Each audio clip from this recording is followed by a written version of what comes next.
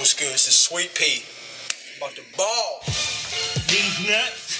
Because our leaders are stupid. Our politicians are stupid. Grasping the Source, streaming online at www.duqsm/WDSR and at Grasp the Source on Twitter.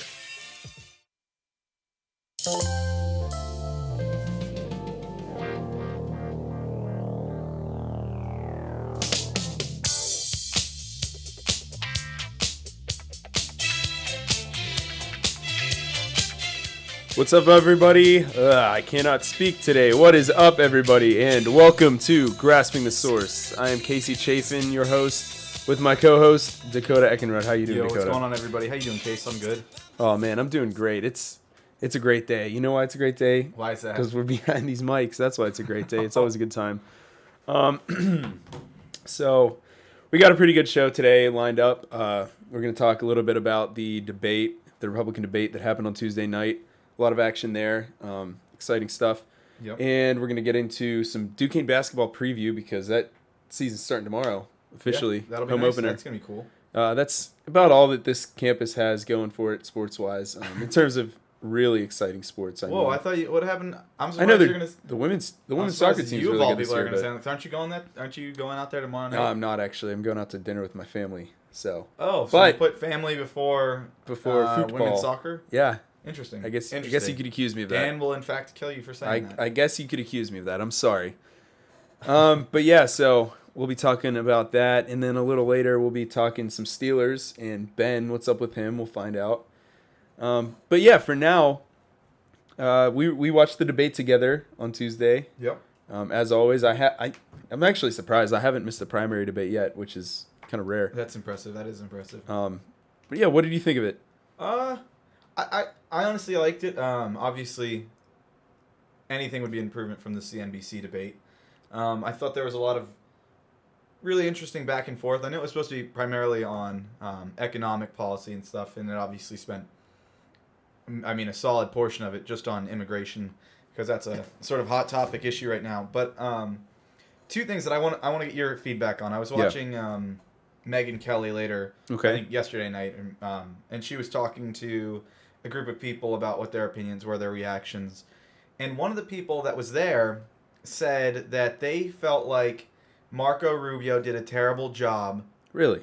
And that Marco Rubio sounded like a third grader reciting lines. Who said at that? A play. One of their commentators? No, it was just like what they did is what they had like a group of like 30 people that were like, I don't know. I guess they have some affiliation with Fox News. Maybe they're like small time reporters or journalists or whatever. But the one guy said on his radio show, him and other people or people have been calling in saying the same thing, that they felt like Marco Rubio sounded like a third grader reciting lines at a play, and that nothing felt real like it did for, say, Ted Cruz or something. What are your thoughts on that? That's really surprising to hear, because I honestly thought that Marco Rubio had a really strong debate. He's had his past couple debates have been strong, and Ted Cruz definitely had a good night. But yeah, I didn't think anything Rubio said really came across as flamboyant or childish or anything. I think he had a solid night, and I'm actually surprised to hear that, because everything that I've heard has said that he's really boosted his position. Yeah, and you know I'm as a big the debate's Rubio going fan too. Oh yeah, definitely. Rubio, I like a lot that he has to say, and I like the fact that I'll pose this question to you. Do you think that, and I'll give you some credit for this, because I think you said this back in August. So Trump and Carson, they're the top dogs right now. Definitely the anti-establishment guys. We have businessman and neurosurgeon. And I believe you said this, correct me if I'm wrong, that you thought you did feel that eventually it would level out and the guys who were kind of in politics would kind of rise and the star of Trump and Carson would fall. Yeah. Do you think we're starting to see that in these last two debates? Because I think we are. Yeah, I think... it started with the CNBC debate. Even though it was a disaster, it really... Cruz and Rubio had really big nights, and they didn't do anything 2 nights ago to mess with that momentum. Yeah, I think part of it, I'll admit I'm still surprised by how high they're polling. But I think it comes down to two sort of factors in regards to that. One, like I said, I think you're finally starting to see what the natural progression of things Donald Trump and Ben Carson are getting sort of less airtime in these debates. Yeah. Especially compared to the first few where every Oh question man, was Trump directed dominated at those two. that first debate. Not even in terms of what he said, but airtime. Yeah. Man, the first couple debates, but you barely heard from him 2 nights ago, which I like, because I like to on hear one other people's- hand, you almost wonder, even though it's always better to have more airtime, but in Trump's case, you almost wonder if it's almost better that he was heard from less because he didn't say anything really flamboyant and really out there like he had in the first couple debates. Yeah. Which I think agree. definitely helps him. Because, I mean, I can't, off the top of my head, think of anything. Oh, yeah, he said this and it was crazy. Can you? The one that, Tuesday night. I mean, I'm sure there were a couple points, but not like the first one where he just went off multiple times. I thought like two things that were kind of funny that happened where I'm sure you remember this when Trump was going on and on and on and on and on and on about China and some new trade policy that's going on, or trade treaty, and then keeps talking about China and Rand Paul. They're going into commercial because you can hear the music in the background. I remember that, yeah. And Rand Paul goes, "Can we just be clear for anybody for the common people that are the people that are listening to this?" He's like, and just let them know that China is not involved in this deal. So we're not sure why. I'm not sure why he's spending so much time talking about China when he's talking about this deal.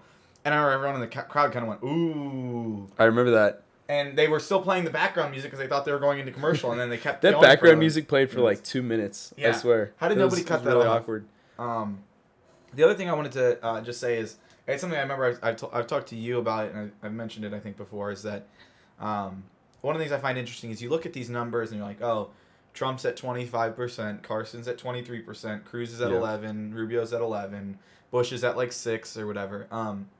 But what they don't tell you is that when they do these studies and when they do these polls... Yeah, this is a good point. I remember you bringing this up. And like I've heard it reiterated several times that when they do these studies, they show you the amount of people that say they have a feeling one way or another. But what they don't tell you is that when they're doing these polls, like 70%, I mean as high as 70%, in some cases say that they're undecided. They have no idea yet. So you're looking at, yes, Cruz might have, or Rubio, Carson and Trump might have 25%, but that's 25% of 30% who say that they feel this way.